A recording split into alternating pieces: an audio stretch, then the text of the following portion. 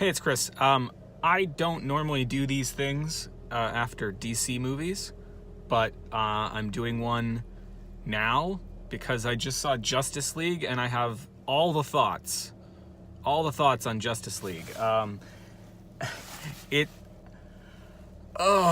Okay. So I didn't hate it. I was actually pleasantly surprised by a lot of it. But man, it's a film with a lot of fucking problems. First of which is that I don't give two shits about the villain. And that the villain is not threatening at all. Yes, he can blow shit up, but I never for 1 second doubt that our heroes are going to defeat him and defeat him handily. I don't care two shits about Steppenwolf. Now, it's just the way it is. The best scenes in this movie involve the heroes fighting themselves. Spoilers. When Superman's resurrected, right, which is I'm waiting for the entire movie, right? I'm like, when's this gonna happen? When's this gonna happen? Because we all know it's gonna happen. When Superman's resurrected and they have to fight each other, that shit is awesome. Because you know why? Because we care about those characters. It's the same reason that Civil War, Captain America Civil War works, if you believe that it works, because we care about all the characters that are punching each other. It's really fucking simple. Make us care. Now, I want to throw something else out at you, right? I just walked out of the theater. There were some guys who were some obvious DC fans, and they were into it, man. Totally fucking into it. And mad respect to that. Whatever that means. Whatever mad respect means. Like, seriously, I'm glad those guys had a hell of a time. I, as a Marvel fan, have had a hell of a time at the movies. Lots of fan service for me over the last however many years. I'm glad those guys had a good time. But here's where their movie didn't do its job. This movie expects me to care about all these characters, about all of the intricacies of the DC universe, and I don't. And it doesn't make any attempt to make me care about certain aspects of it that I should care about. Case in point, I mean, when we get down to Atlantis and like there's all this world building for Atlantis, I have no idea who the fuck that is. I assume she's going to be in his movie. I assume they have some shit to do, but I don't care. I care about him. He's pretty badass. I care about him because he interacted with Bruce, because he gave Bruce a hard time, and Bruce needed to be given a hard time. Like, you made me care about him, but then you thrust this whole Atlantis thing in, and I don't care. I don't care. This cyborg stuff, I don't care. Star Lab stuff, I don't care. You're not doing anything to make me care. Now, it's awesome for those guys outside the theater who love DC. That's great. Now, here's what I want to say, because everyone's thinking, well, Marvel movies do plenty of fan service for Marvel fans. Well, yes, but I remember watching Avengers. First Avengers, I saw it at the end of a marathon that started that day. Me and my friend John went to go see this marathon, and we saw all of the Marvel movies that had come out to that point. Iron Man, Incredible Hulk, Iron Man 2, Captain America, Thor, all of those movies in a row, and then we saw Avengers. And I remember watching the first 10 minutes of the Avengers and being like, where the fuck are the Avengers? Good that Nick Fury was there, awesome that Loki was there, but all the S.H.I.E.L.D. shit, I was like, what is this fucking movie? I don't care about S.H.I.E.L.D. Now, by the end of the movie, I cared a lot about S.H.I.E.L.D., and they made me care, right? So it was just kind of a cognitive disconnect that first time seeing the Avengers, and now when I watch it, I actually care about those characters. But going in, I didn't care, but you had me for 10 minutes, and eventually you made me care. That's sort of how I feel about that movie.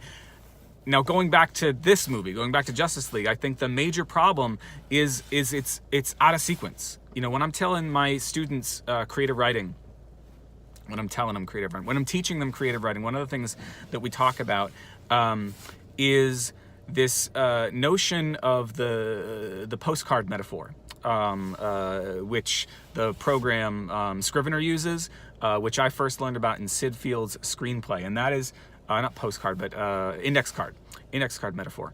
If you imagine each of your scenes as an index card, it makes it that much easier for you then at some point to go ahead and rearrange those index cards.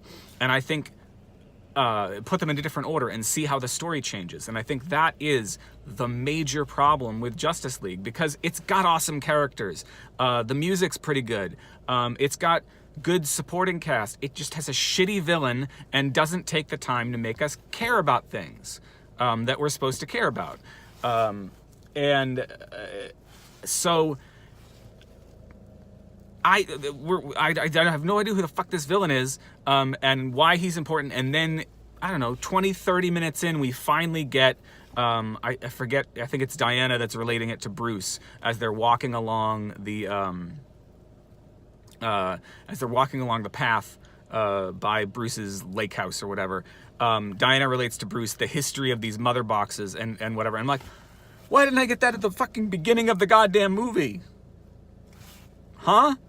I mean, you know, give me a little fucking Superman thing if that's what you want to start with, and then move on, right? Cool, awesome. But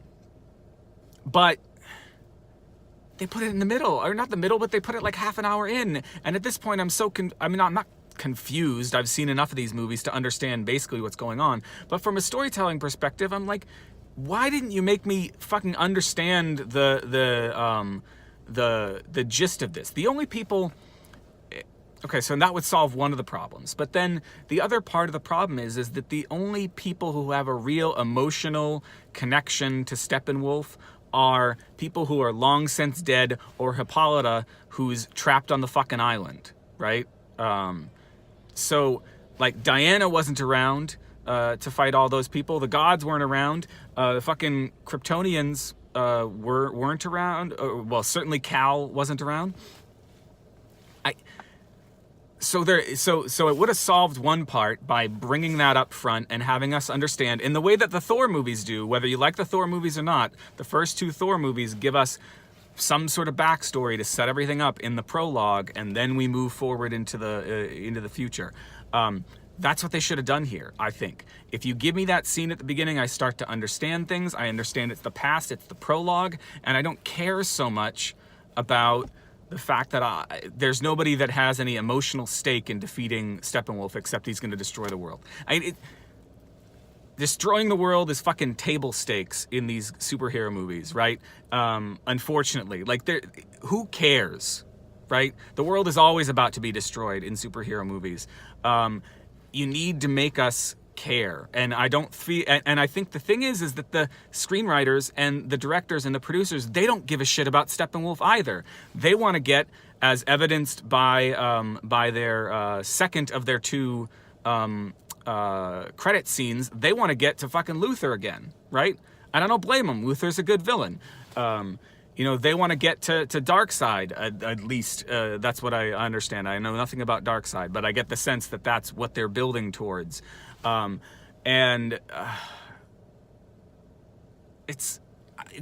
wanted to love this movie so much, and the more I sit here and talk about it, the more I'm angry about it, because they finally have a really good tone in terms of Superman, in terms of Batman. I loved The Flash. I loved all the heroes. I didn't expect to like Cyborg. I liked Cyborg. He's probably my least favorite of them. I didn't know what the fuck to think about Aquaman, but I love Momoa's performance as Aquaman. Obviously, Gal Gadot as Wonder Woman is fantastic. It's just Murderer's Row of good heroes, but they're fucking villains. Steppenwolf! It's the name of a fucking band from the 70s, right? Or 80s or 60s or some shit. Oh my god, I've gone on for like twice the length that I usually go on these things, but I just...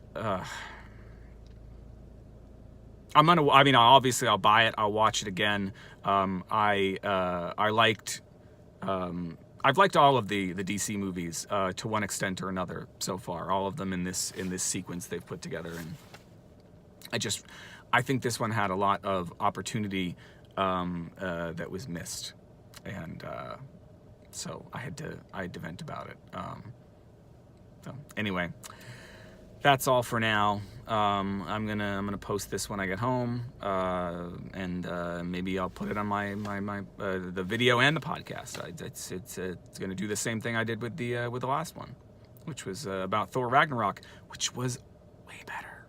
I'm sorry, DC fans, we have the better movies over here on the Marvel side. It just throw your hate down below if you're listening on YouTube.